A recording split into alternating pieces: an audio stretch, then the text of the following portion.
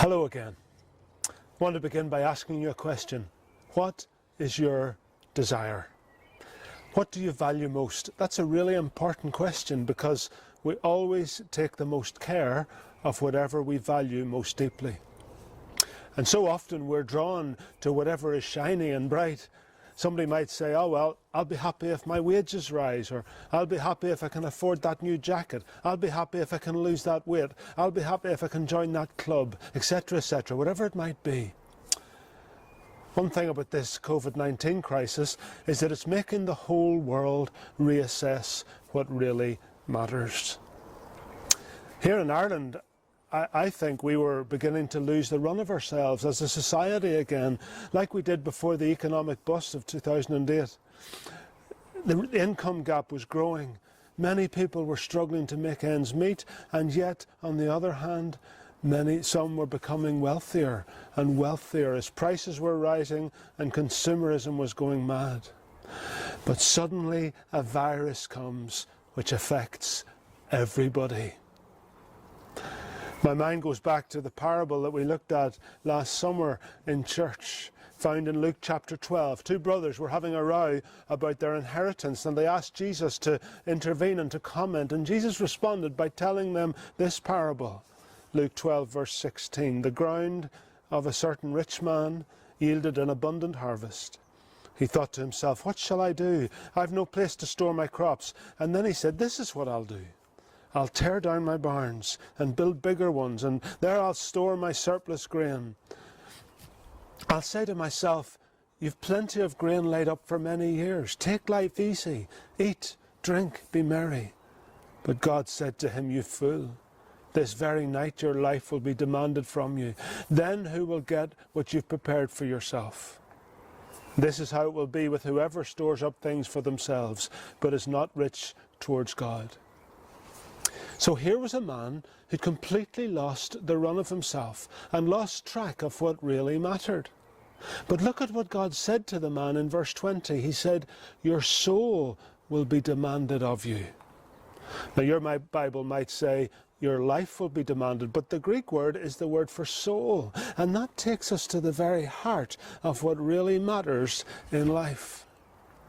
Our souls are on loan to us from God. We must never forget that. And that's why in church in recent months we've been thinking about habits of the healthy soul.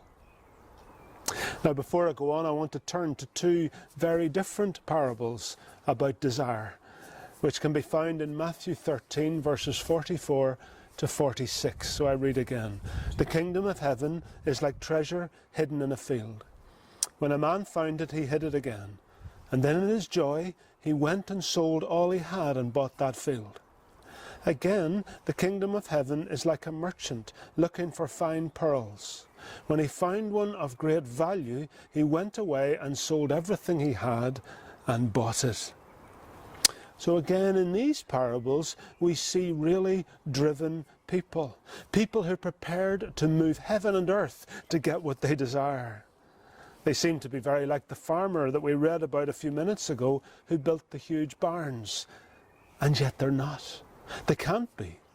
Because it seems that Jesus approves of these two men's actions, whereas clearly he disapproves of the farmer building bigger barns.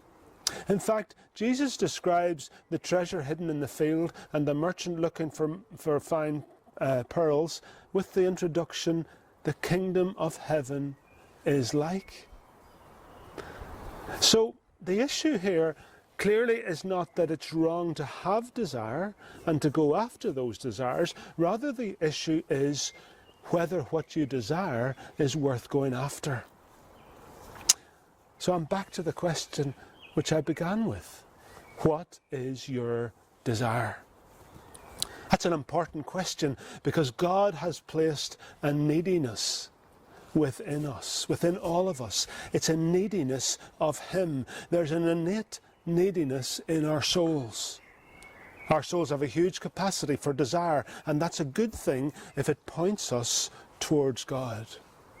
The problems arise when we chase after everything and anything in our lives apart from God, Our soul's capacity for desire only becomes a bad thing when we allow it to point us to something other than God. 1600 years ago, a bishop in Hippo in North Africa, St. Augustine, put it this way: "We were made for you, O Lord, and our hearts are restless until they rest in you." So, God put desire in us. But the problems arise when we follow desires which lead us away from God rather than towards God. That's really what the Bible calls idolatry, which the writer John Ortberg helpfully defines as the sin of the soul meeting its needs with anything that distances it from God. It seems the Apostle Peter was thinking on similar lines when in 1 Peter chapter 2 and verse 11 he warned his readers, "Dear friends, I urge you to abstain from sinful desires which war against your soul."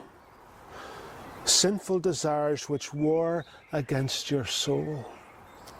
Remember, our soul's home is with God, and so anything which pulls our soul away from God is an act of war, an act of enforced displacement. So, let's examine our desires.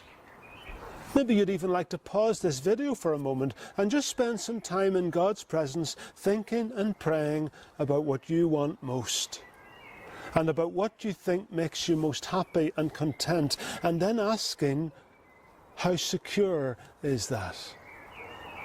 Or how insecure is it?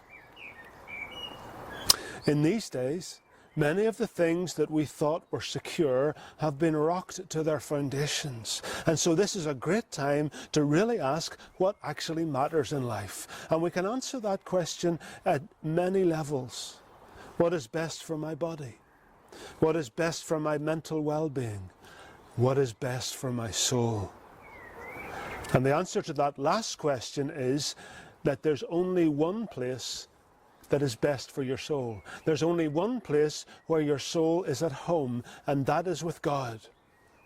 And so, what are you doing each day to ensure that your soul is at home? Because the thing is, when your soul is at home, then the rest of the aspects of your life will fall into place. If it's well with your soul, then that remains as an anchor, even if other aspects of our lives are falling apart around us. As the writer to Hebrews puts it, in chapter 6, verse 19, we have this hope as an anchor for the soul, firm and secure. As I draw to a close, for now, let me just ask you one last question. As you're listening to this, are you maybe thinking that all of this stuff about the health of our soul is kind of navel-gazing, and it's all just about ourselves as individuals? Well, if you're thinking that, then we need to be reminded that all this soul stuff is not just about ourselves, it's for the sake of others too. Because did you notice that in 1 Peter chapter 2, just after the verse we read, which was verse 11, just after that comes verse 12, where it says, "Live such good lives among the pagans, that though they accuse you of doing wrong, they may see your good deeds and glorify God on the day he visits us." So that comes right after the bit about watching out for your desires, because the wrong desires wage war on your soul. And so we see that watching our desires is important not just for our sakes, but for the sakes of others. So it's important for my soul to be at home with God, because then the rest of the aspects of my life fall into place. But it's also important for my soul to be at home with God, because that affects how I deal with others. And that affects the image of God I portray to others. Now we're going to pick that up, that last thought we're going to pick up in a lot more detail next week. But for now, let me leave you once more just with that question that I began with. What is your desire? And for the sake of your own soul and for the sake of others, what do you desire?